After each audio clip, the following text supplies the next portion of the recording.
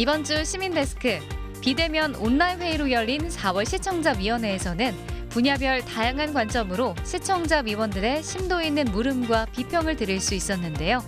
유권자의 알 권리를 위한 선거 보도의 유의점, 그리고 중대범죄 사건 보도에서 반드시 유념해야 될 부분들까지 함께 논의해보는 시간 가졌습니다. 시청자 브리핑 시시콜콜 위클리픽, 부족함 없는 방송을 위한 그날까지 시청자 의견에 YTN이 응답합니다. 시청자 여러분, 한 주 동안 안녕하셨습니까? 시민데스크 박광렬입니다. YTN이 한국기자협회가 주관하는 이달의 기자상에서 또 한 번 수상의 영광을 안았습니다. 이 두 배로 기뻐해야 할 게 취재 보도 부문에서 제약사 용량 조작 문제점을 다룬 보도와 LH 투기 의혹 특별 취재팀이 각각 이름을 올렸습니다. 언론의 역할이라면 어떤 것도 소홀히 하지 않겠습니다. 기분 좋은 소식과 함께 4월 시청자위원회 내용 전해드립니다. 화면으로 만나보시죠.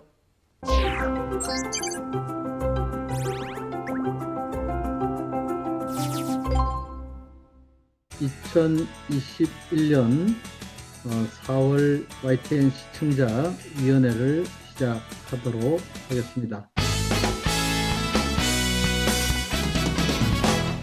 서울 및 부산시장 보궐선거 관련해서 보도된 4월 5일 뉴이저에 대해 말씀드리겠습니다.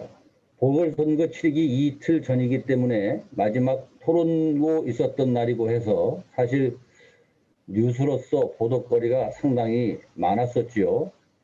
우선 당시 서울시장 오세훈 후보가 내곡동 땅 측량 당시에 현장에 갔었느냐 아니냐에 대한 보도 문제입니다. 뉴이저 제작진이 생태탕 식당 아들의 인터뷰 내용도 방송되었고요. 오세훈 후보 측이 계속 부인하니까 카드 사용 내역을 찾아서 정보 공개 요청까지 해보겠다라는 보도를 하지요.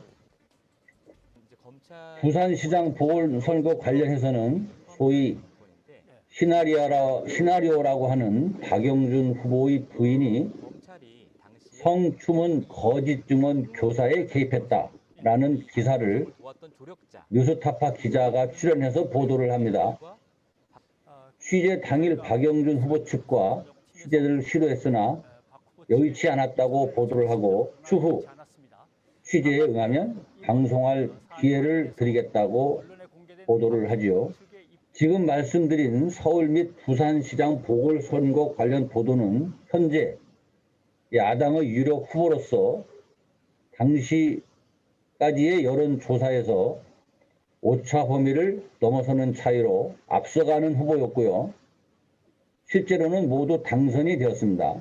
보도 내용이 모두 네거티브한 내용이기 때문에 생각 관점에 따라서는 정치적 편향 보도 아닌가라고 생각할 수 있는 여지가 충분히 있었다라고 생각이 듭니다.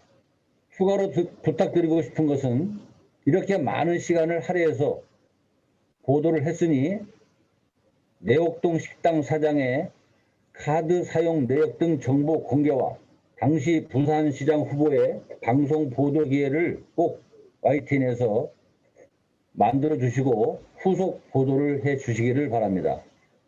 서울 부산 보궐선거 관련해서 뉴이저의 의혹 보도 말씀하셨는데 사실은 저희들 입장에서는 정치적으로 어떤 의혹이 불거지고 그리고 정책 검증뿐만 아니라 후보들의 도덕성 그리고 관련된 의혹들에 대해서는 언론이 적극적으로 보도를 하고 적극적으로 그 사실관계를 파악해야 되는 게 언론 본연의 역할이라고 생각을 합니다. 물론 보기에 따라서는 너무 정치적으로 편향 시비, 오해를 불러올 수 있다 이렇게 볼 수도 있겠습니다만 뉴이저 제작진은 그런 의혹들을 오히려 기계적 중립이나 소극적으로 정치권 공방으로만 보도하는 행태가 오히려 편향되고 특정 후보 봐주기 비판을 받을 수 있다고 생각을 합니다. 그래서 앞으로도 권력에 대한 감시 지속적으로 강화해 나갈 계획이고요. 불거진 의혹에 대해서 회피하지 않고 외면하지 않고 적극적으로 발굴해서 보도하도록 하겠습니다. 보궐선거에서 자막에 보면 후보들의 공약들이 이렇게 쭉 나옵니다. 그 YTN이 그 자막을 이제 처리했는데요. 제 기억이 맞는지는 모르겠습니다만은 군소정당들은 한 3개 정도만 보여주고 양당은 뭐 5개 정도 보여주는 것 같아요. 제가 잘못 봤는지 잘 봤는지 나중에 좀 답변을 부탁드리는데요. 만약에 이게 그랬다면 저는 차별이라고 생각하거든요. 오히려 유권자들은 거대 양당의 후보들의 정책이나 인터뷰나 이런 것들은 많이 볼 수 있지만 군소정당 후보들이 어떤 이슈를 갖고 있는지에 대한 부분을 잘 모를 수 있습니다. 왜냐하면 그런 분들은 뭐 당의 어떤 지원이나 재정적인 어떤 문제 때문에 본인들의 정책을 많이 이제 선전할 수 없는 지점들이 있거든요. 그런 지점들을 좀 개선해 주십사 하는 마음이 있었고요. 보궐선거 관련해서 이제 군소정당 후보들 사실 저희가 이제 이번에도 선거 구도가 양대 정당 위주로 이렇게 펼쳐지다 보니까 사실 군소정당 후보를 선거운동 과정에서도 잘 소개를 못한 부분이 있고 또 개표 방송에서도 양당에 비해서는 좀 덜 다뤄진 감이 있습니다. 유권자들의 그런 뭐 알고자 하는 알 권리를 충족시키지 못한 게 아니냐 이런 지적도 내부에서도 있었는데 그런 부분은 어떻게 적절한 선을 찾아야 될지 항상 고민입니다. 이게 계속 뭐 선거가 반복되고 또 그런 부분이기 때문에 내부에서 의견을 또 수렴을 해서 적절한 지점을 잘 찾아보겠습니다. 그 김태현 스토킹 살해 사건 관련 보도인데요. 네, 이 보도에 대해서는 이미 시시콜콜에서도 4월 15일 날 바로 다뤘고 또 18일 시민 데스크에서도 중점적으로 다뤄서 YTN에서 이제 앞으로 이런 중대범죄 같은 경우 사건명이나 보도에 있어서 또 주의도 하고 개선도 하겠다라고 한 점에 대해서는 잘 봤습니다. 이렇게 4월 15일하고 18일 자체적으로 지적도 하시고 짚었는데도 이 김태현 스토킹 살해 사건을 세모녀 살인 사건으로 보도에 하는 것들이 그 이후에도 나오고 있어요. 그래서 이렇게 옴부즈만 프로그램에서 지적을 하고 잘 그 개선에 대해서 방향도 잡았지만 일선 기자나 또는 보도국에 이런 내용들이 전달이 되고 공유가 돼서 실제 YTN 보도에 그러한 개선들이 반영이 되도록 하는 것, 이게 중요하겠다라는 생각입니다. 지금 제가 살펴보니까 그 다음 날 기사에도 노원 세모녀 살해, 김태형 구속 연장 이렇게 제목에 그대로 나갔고요. 그 다음에 4월 20일 기사에서도 이 세 모녀를 살해한 혐의를 받는 김태현 이렇게 나가는데요. 리드에. 사실은 이게 스토킹 사건이라는 부분이 명시가 좀 돼야 되는 거라고 생각이 듭니다. 그리고 김태현 살인 사건 이렇게 쓰고 있는데 이 사건의 가장 핵심이자 범죄의 본질인 스토킹이라는 부분이 꼭 명시가 좀 되도록 해야 될 것 같고요. 앞으로 이런 관련한 보도를 할 때 지금 우리가 이게 중대범죄, 뭐 성범죄 등에서 피해자가 아닌 가해자 범죄 중심으로 사건명을 부르고 또한 해당 범죄가 재발되지 않고 법 제도적으로 어떤 개선이 필요한지 이렇게 보도의 중심을 좀 옮겨가는 거. 그래서 대중들의 말초신경을 자극하거나 호기심을 유발하는 이런 선정적 보도로 흐르지 않도록 하는 그러한 YTN의 개선 방향이 잘 지켜졌으면 하는 바람입니다. 부위원장님께서 말씀하셨지만 김태현에 의한 그 여성 3명 살인 사건을 지적하셨는데요. 우리 시시콜콜에서 이게 네이밍을 달리해야 된다라는 보도를 했습니다. 저는 뭐 조금 늦은 감이 있지만은 조금 더 빨리 했으면 좋지 않았을까라는 생각이 드는데 그렇게 네이밍을 바꾸자라고 얘기하는 건 YTN 구성원 내부에서의 어떤 문제 인식에 대해서 이걸 해결해야겠다라는 것이 반영된 거라서 저는 굉장히 좋은 방송이었다라고 생각이 듭니다. 다만 아쉬운 지점은 이제 시시콜콜이 이런 방송을 했으면은 저는 YTN에서 기획 기사 정도는 좀 나와야 된다고 생각하고 있거든요. 예를 들면 스토킹 범죄가 그 강력 범죄로 이어질 가능성이 높다라는 형사 정책에 대한 연구들은 꽤 많이 있었습니다. 그리고 실질적으로 강력범죄로 이어지는 경우가 30%가 넘고 있고요. 이런 여성에 대한 폭력이 어디에서 어떻게 기인하고 있고 이러한 범죄 예방을 하기 위해서는 어떻게 해야 되는가에 대한 부분들은 사실상 어느 언론에서 많이 나오진 않았습니다. 저는 조금 기획 취재를 해서 보도했으면 좋겠다는 생각을 가지고 있습니다. 김태현 스토킹 살인 사건 관련해서 우리 시시콜콜에서 그런 지적을 이제 보도국의 의견을 물어서 답변을 드렸었고 그 시시콜콜에 이제 반영이 됐었는데요. 말씀하신 대로 아마 그 이후에도 몇 가지 보도가 있었는데 저희가 이제 이 기사를 쓰는 주체가 여러 곳이 있습니다. 사회부 뭐 이 관련된 내용들은 사회부에서 주로 쓸 것이고 또 편집부에서는 각종 이 사건 사고 출연이나 이런 것들을 할 때 작가들이 또 이런 걸 인용하기도 하는데 세세히 이게 잘 전달이 안 된 부분이 있었던 것 같습니다. 앞으로는 요번 건에 대해서는 당연히 뭐 좀 더 주지시켜서 잘 하도록 하고 앞으로도 이런 사건이 있을 때 가해자 중심의 이 장명 이런 것들을 방향을 잘 잡도록 노력을 하겠습니다. 사실 이제 4월 달에 백신 수급이라든지 뭐 일부 백신의 혈전 발생과 관련된 부분들 또 4월 7일 보궐선거 이후에는 이제 자가검사 키트 도입과 관련된 뉴스들이 굉장히 많았습니다. 근데 이제 코로나19 뉴스와 관련돼서 이 용어 사용과 관련된 한 가지 의견을 말씀드립니다. 이 자가검사 키트와 관련돼서 YTN 뉴스에서 자가진단 키트 또는 진단 키트라는 표현을 해주셨습니다. 최근에 4월 23일자 식약처가 자가검사 키트를 승인한 뉴스에서도 진단 키트라는 표현을 사용했습니다. 사실 진단이라는 말은 의사가 환자의 병 상태를 판단하는 일로서 해당하는 검사 키트는 개인이 직접 검체를 채취해서 검사하는 방식으로 이제 정부에서도 전문가도 보조적 수단으로 사용하는 것으로서 이 자가검사 키트라는 것이 좀 더 정확한 표현일 것 같습니다. 4월 25일자 YTN 뉴스에서도 류재복 해설위원이 출연하셔서 방역 상황을 이제 해설하면서 자가진단이라는 표현보다는 검사로 봐야 할 것 같다라는 의견을 준 바 있습니다. 물론 YTN 이외의 다수의 언론에서도 자가진단 키트, 간이진단 키트 등의 용어를 아직까지 좀 사용하고 있지만 무엇보다 해당 키트가 진단의 목적이 아닌 보조적 수단이므로 그 국민들이 검사용으로 인식하고 사용할 수 있도록 정확한 용어 사용이 중요할 것 같습니다. 처음에 이게 자가 진단 키트라는 표현이 먼저 쓰고 있어서 그랬는지 그게 입에 잘 안 붙고 그래서 간혹 이게 정리가 된 이후에도 자가 검사 키트라고 쓰지 않는 경우가 좀 있었는데 그 부분 좀 더 주의를 기울여서 또 이런 오류가 계속 반복되지 않도록 하겠습니다. 4월 20일이 장애인 차별철폐의 날이었습니다. 제가 이런 이제 인권 문제에 대해서는 항상 YTN 보도를 살펴보는 편인데요.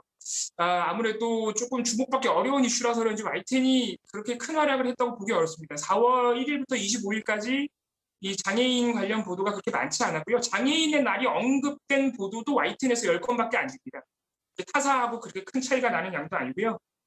물론 보도 중에는 의미 있는 것들이 있습니다. 장애인 일자리 짚으신 보도 같은 경우에는 청각장애인들이 할 수 있는 조용한 택시 운영이라든가 아니면은 음성 없는 CCTV 분석 이런 일들을 장애인들이 할 수 있다. 그래서 당국이 조금만 세심하게 정책을 펴면은 장애인들이 할 수 있는 일이 맞기 때문에 일자리를 확보할 수 있다. 이런 보도여서 이런 의미 있는 보도도 있었습니다만 사실 이런 거는 평소에도 충분히 할 수 있는 보도고 장애인 차별철폐의 날이 왔다 그러면 사실 조금 더 구체적이고 더 많은 보도가 있었어야 됩니다. 예를 들어서 이동권 문제라든가 저상버스 도입률이 30~40%밖에 안 되거든요.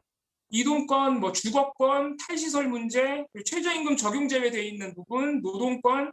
그래서 이런 진짜 장애인 문제에 있어서 시급한 현안들이 멀쩡히 있고 지금 당사자들은 목숨을 걸고 투쟁하고 있는데 YTN 보도에서 안 나온다는 것이죠. 그래서 꼭 장애인 차별철폐의 날이 아니더라도 YTN이 역량이 되는 한에서 최대한 이 소수자나 인권 문제에 있어서는 그래도 주기적으로 보도를 내줘야 된다. 꾸준히 어젠다 세팅하고 키핑할 수 있는 YTN의 모습을 보여주시기를 부탁을 드립니다. 장애인 차별철폐의 날 관련돼서 YTN이 이렇다 할 보도를 못했다 이런 지적을 해주셨는데 저도 사실 그렇게 느끼고 있습니다. 여러 가지 이슈가 많이 있었는데 사실 이런 계기가 될 때라도 또 열심히 더 발굴하고 조금 더 빛나는 보도를 하고 했어야 됐고 또 말씀하신 대로 사실 소수자 문제나 또 그 장애인 인권 문제나 이런 것들은 꾸준히 보도할 가치가 있다고 판단하고 있습니다. 핑계 같습니다만 매번 이제 뭐 인력 문제나 이런 것들도 있고 그래서 좀 아쉬운 부분이 있는데요. 좀 더 신경을 더 많이 쓰도록 하겠습니다. 오늘은 그 시청자위원회를 통해서 그 YTN이 추구하는 그런 그 언론 문화 또는 그 보도 문화에 대해서 질문 겸 뭐 코멘트를 드릴까 합니다. 저는 그 우리 위원회에서 나오는 많은 의견들이 그 YTN이 선도적인 방송사로서 더 크게 성장하는 데 필요한 많은 방향들을 제시한다고 생각하면서 또 한편으로는 그 시청자 모니터링과는 좀 차별화되는 그런 기능을 수행한다고 존재하고 있습니다. 그래서 회의에 나온 많은 의견들이 보도 등에 어떻게 반영되고 있는지에 대해서 한 번씩 살펴보는데요. 제가 이제 백신 접종 관련 계획과 그 실행 가능성에 대한 판단, 그리고 그 진행 과정에 대한 감독과 또 보완되어야 되는 방안들을 제시하는 것이 언론으로서 YTN이 수행해야 하는 그런 선도적인 역할이라는 의견과 함께 그런 앞으로의 추가적인 보도, 기획, 보도가 좀 필요하다라는 말씀도 드렸었는데요. YTN 회사 측에서는 앞으로의 방향을 제시할 수 있는 부분에도 노력을 더 해보겠음이라는 답변이 있었습니다만은 그 이후에 별로 그 사회에 기여하는 정도의 영향력 있는 보도는 없었던 것이 아닌가라는 이제 그런 판단을 하게 됐고, 과연 YTN은 어떤 방송사 문화를 지향하는 것인지에 대해서 좀 의문이 드는 계기가 되었습니다. 한편 지난 2월 회의에서 비트코인 가격 급등 보도들이 있었는데요.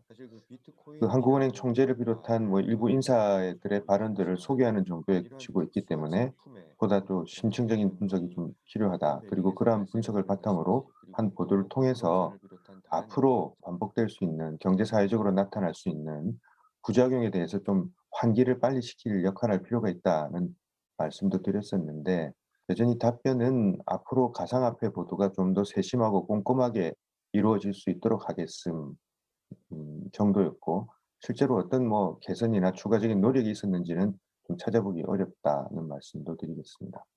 가상화폐, 혹은 비트코인에 관한 논의인데요.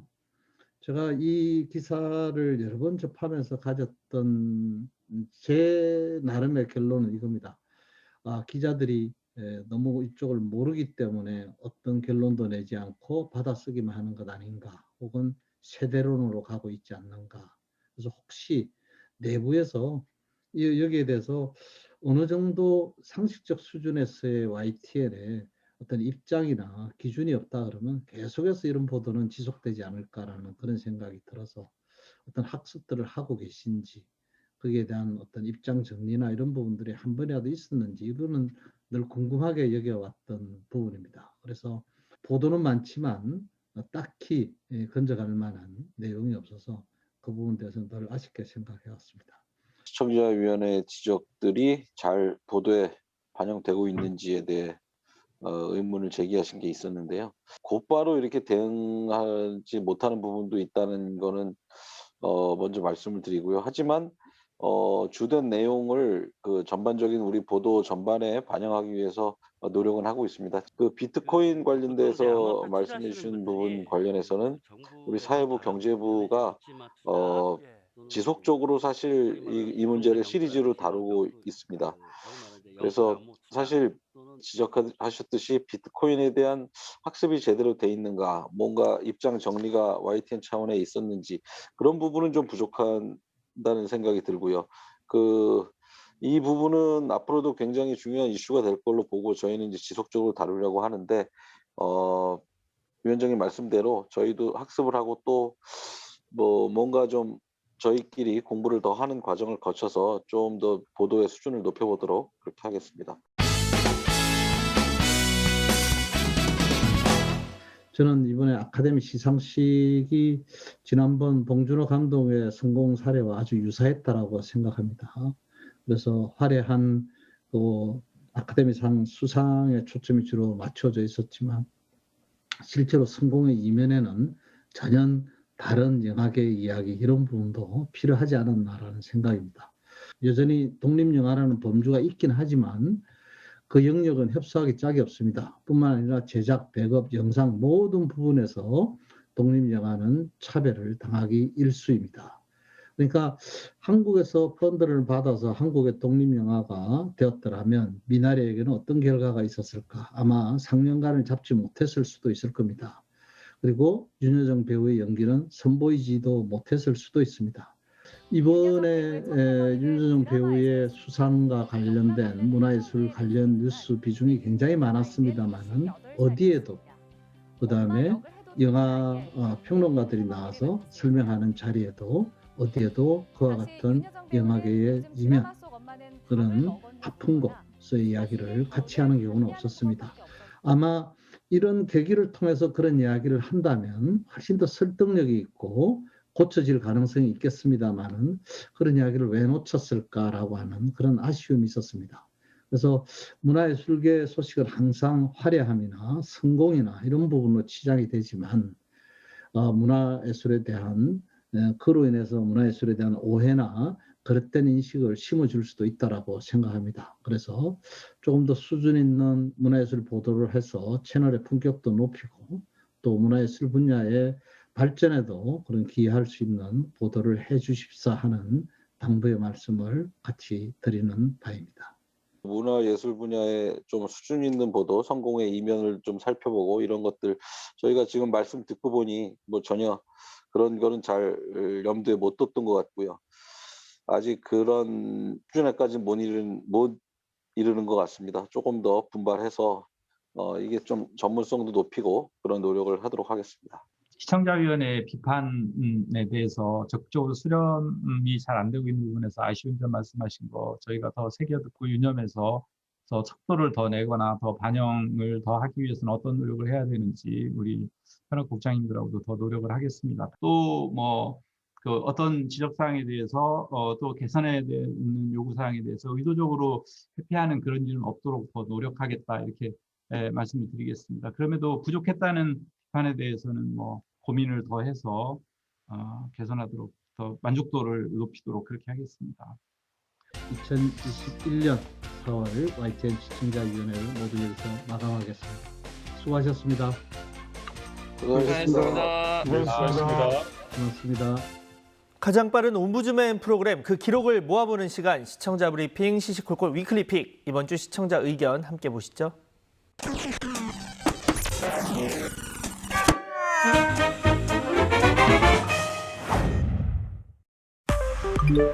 여성도 군대 갔다 와라. 예전부터 남성들이 농담처럼 하던 말이 진심이 되어 논쟁거리가 됐습니다. 이와 관련한 기사 댓글을 살펴보겠습니다. 여성도 군 복무를 해야 한다는 청와대 국민청원이 나흘 만에 20만 명 넘는 동의를 받았다는 기사입니다.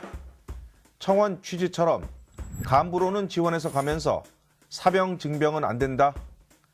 젊은 청춘이 아까운 건 남자나 여자나 마찬가지다.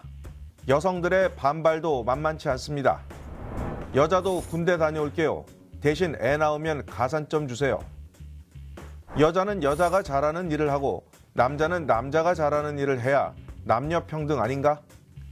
군 복무 문제를 넘어 젠더 이슈로 확산하기도 합니다. 맞벌이 부부 남편의 가사 참여율은 OECD 국가 중에서 왜 이리 낮은 거냐?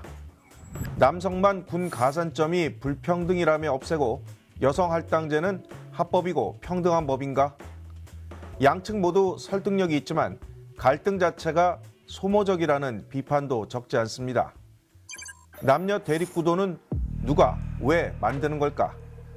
요즘 2030을 보면 정의, 공정, 평등이 뭔지도 모르고 자기밖에 모르는 것 같다. 이번 청원 자체가 과연 타당한 것이었냐는 문제 제기도 있지만 그래도 청와대가 답변해야 할 요건인 추천 20만 명을 넘겼으니 어떤 반응이라도 나오겠죠.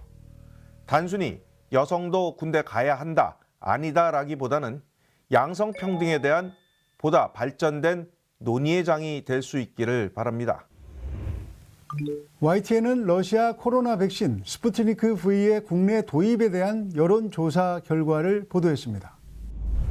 YTN의 리얼미터에 의뢰 러시아 백신 도입에 대한 시민들 생각을 물었습니다. 응답자 절반 이상이 러시아 백신 도입에 대해 필요하다고 말했는데 그렇지 않다고 한 응답자 비율보다 10%포인트 이상 높았습니다. 참 기가 막힙니다. 아니 백신을 구입하는데 그것도 여론몰이 합니까? 백신이 검증됐느냐 안 됐느냐 그 정확히 파악을 해서. 근데 여론조사를 하시면은 우리 국민이 그 러시아 백신이 효능에 대해서 어떻게 압니까? 효능 안정도 그러는 거는 식약처 질병관리청에서 결정해서 해야 되는 거 아닙니까? 정부에서? 백신 도입에 대한 과학적 검증과 도입 여부 결정은 방역 당국이 책임 있게 진행해야 하는 문제인데 백신 도입 찬반을 여론조사로 묻는 것은 사안의 본질을 흐릴 수 있다는 시청자 지적입니다. 이 여론조사는 다른 백신을 도입해 백신 부족에 대한 우려를 해소해야 한다는 의견이 제기되는 상황에서 진행됐습니다. 정부의 화이자 백신 추가 계약 발표가 있기 전입니다. 만일 화이자 백신 추가 계약이 먼저 발표됐다면 아마도 이 여론조사는 진행되지 않았을 것입니다. 그럼에도 백신 검증과 팩트체크에 더 많은 시간과 노력을 기울여야 한다는 시청자의 지적은 겸허하게 받아들입니다. 세계적으로 백신의 수급이 불안하다면 왜 불안한 것인지, 또 백신 정책의 정부의 공은 무엇이고 과는 무엇인지 심층적으로 분석하셔서 공정한 보도를 해주시기를 바라고요. 그 공익을 위주로 한 공정한 보도를 부탁드리겠습니다. 백신 문제는 국민의 건강과 이익을 철저하게 우선시하며 속보 경쟁 대신 조금은 느릴지라도 엄격하고 정확하게 보도해 가겠습니다. 코로나19로 어려운 사람들은 더욱 힘들어졌죠. 교육 현장도 마찬가지였습니다. YTN의 탐사보고서 기록 교육재난이 그 문제를 집중 취재했는데 모니터단과 시청자들의 반응을 들어봅니다. 바이러스가 불러온 이 재난은 학습 능력의 결손과 격차만을 이야기하는 것일까요?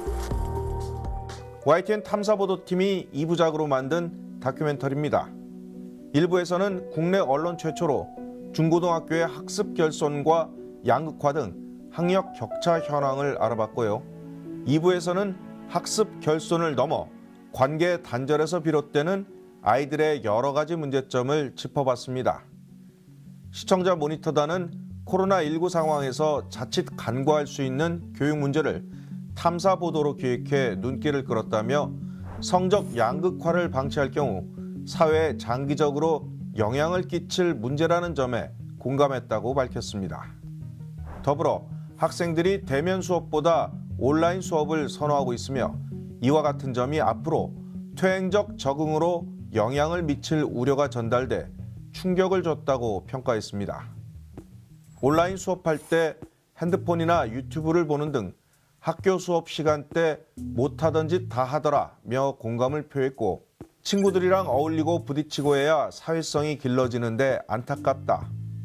공동체 의식이 있어야 하는데 인간은 이라며 아쉽다는 반응이 대부분이었습니다.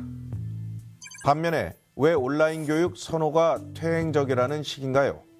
왕따, 일진, 학폭 당할 바엔 신경 안 쓰고 사는 게 더 나을 수도 있다며 비대면이 좋다는 의견도 있었습니다. 제작진 중 한 명인 김웅래 기자는 2달 반이 넘는 취재 기간 동안 공교육 저변에 깔린 다양한 문제점을 발견했다며 이번 기획이 포스트 코로나 시대에 조금이나마 도움이 되기를 바란다고 말했습니다.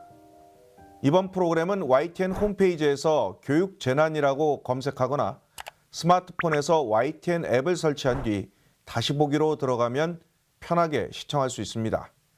지금까지 시청자 브리핑 시시콜콜입니다.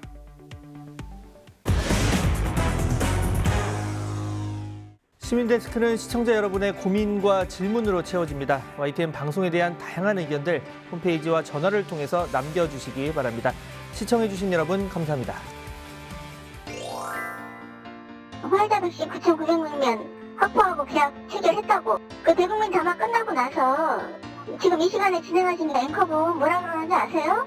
정부는 9,900명 정도는 계약을 했다고는 하지만 언제 들어올지도 모르고 이것이 제대로 들어올지 모르는 상황인데 국민들은 여전히 불안해하지 않을까요? 이렇게 본인이 멘트를 쳐요. 이게 뭡니까? 뉴스를 보니까 무슨 의원이 우리나라 종부세 내는 사람이 52만 명이니까 5천만 명 중에 1%밖에 안 된다고 얘기를 합니다. 그런데 종부세는 5천만 개개인에다 부과하는 게 아니고 세대주한테 부과하는 거예요. 그러니까 우리나라 세대가 몇 세대인가 그걸 따져가지고 그거 좀 내보내 주세요. 윤여정 씨가 아카데미 여우 조연상 받았는데 말게임에 자막을 내보내는데 아시아계 배우라 하는데 윤여정 씨가 한국계 미국이 아니잖아요. 아시아 배우지 아시아계 배우는 뭡니까? 제발 디테일을 좀 신경을 씁시다.